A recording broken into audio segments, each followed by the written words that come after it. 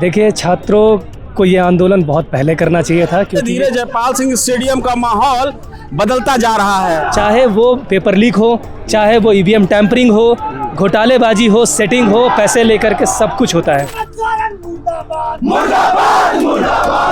उनके पास आज भी एक अपॉर्चुनिटी है कि वो 14 जेपीएससी को रद्द करे। तो इस वक्त जयपाल सिंह स्टेडियम रांची का माहौल जो है वो धीरे धीरे बदल रहा है। यहाँ छात्र पहुँच रहे हैं और थोड़ी देर में पैदल मार्च करके फिलहाल एल्बर्ट एक्का चौक तक जाया जाएगा। और इसी बीच में कई छात्रों से हमने बात की। इसी कड़ी में एक शिक्षक भी है हमारे साथ, धीरज जी का अपना यूट्यूब चैनल है, छात्रों को पढ़ाते हैं, पॉलिटी वगैरह अन्य सब्जेक्ट के बारे में पढ़ाते हैं ये। और हम इनसे बात करेंगे कि जेपीएससी में जो अनियमितता हो रही है, जेएसएससी में जो कांड हुए हैं, क्या है उसका मतलब असर छात्रों के ऊपर। धीरज जी, आप एक शिक्षक हैं और शिक्षक के नज़रिए से बताइए कि क्या कुछ हो रहा है, ये मतलब इसका कितना दूरगामी प्रभाव पड़ रहा है। First of all, thank you to the Prabhat Khabar and its team to raising this issue. देखिए, छात्रों को ये आंदोलन बहुत पहले करना चाहिए था, क्योंकि ये पहली बार नहीं है कि झारखंड के इतिहास में कोई इस तरीके की धांधली या गड़बड़ियाँ सामने आई है।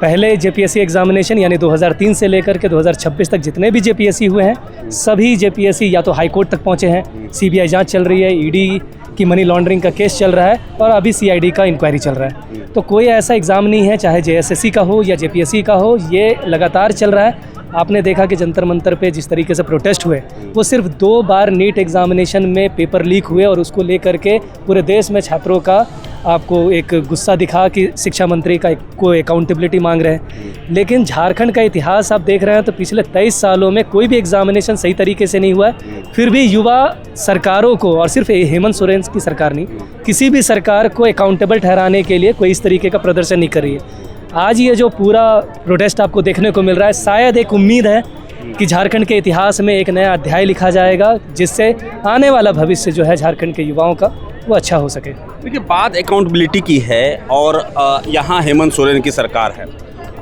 जो अनियमितता 2000 से हम लोग देख रहे हैं, 2003 में पहली बार एग्ज़ाम हुई, 2019 तक भी वही हालात थे।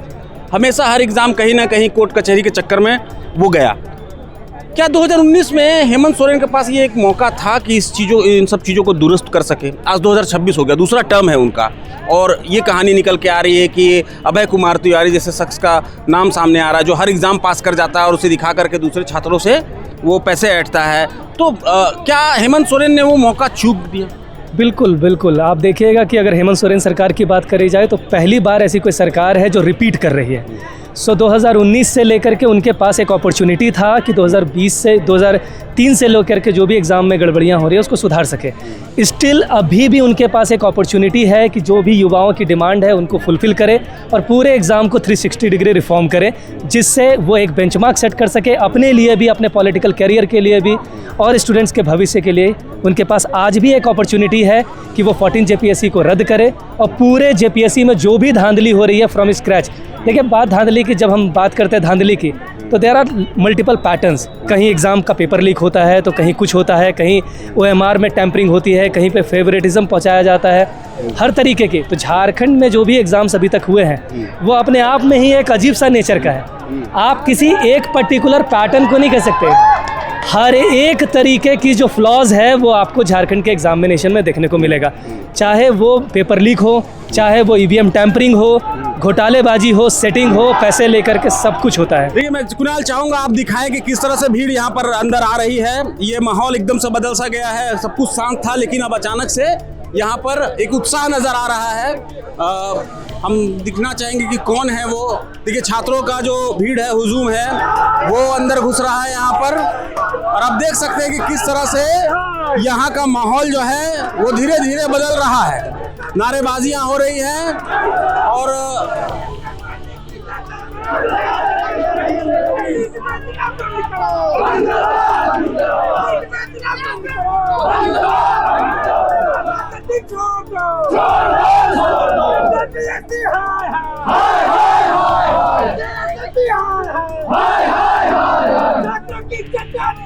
जिंदाबाद जिंदाबाद जिंदाबाद छात्रों की फौलादी एकता जिंदाबाद जिंदाबाद जिंदाबाद।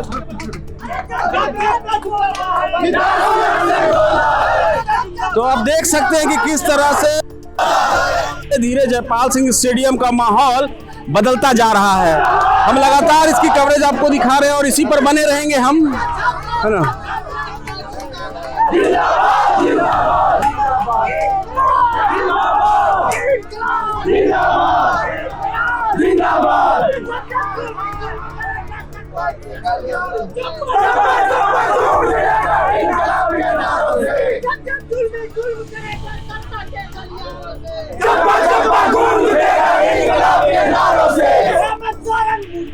मुर्दाबाद मुर्दाबाद मुर्दाबाद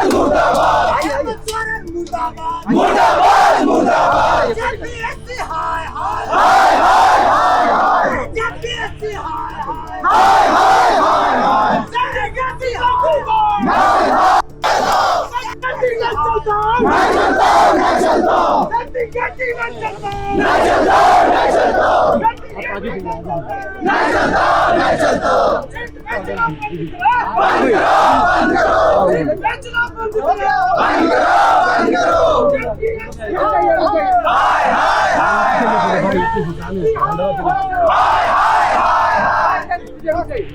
सेटिंग गेटिंग नहीं चलतो जेपीएससी हाय हाय हाय हाय।